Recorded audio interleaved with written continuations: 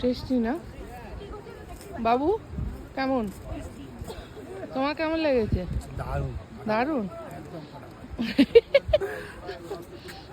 যে soft soft না চানাগুলো, পাটা ভিজিয়ে এখন প্যান্ট জামা সব ভিজিয়ে বসে চানা খাচ্ছে একটা হনুমান।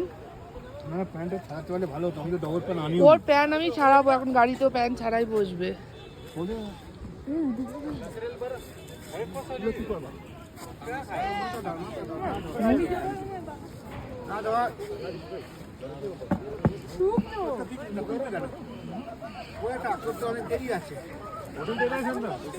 বাঁদর তো ঘুরেছে না, বাঁদরে শুকনো থাকবে কি করে?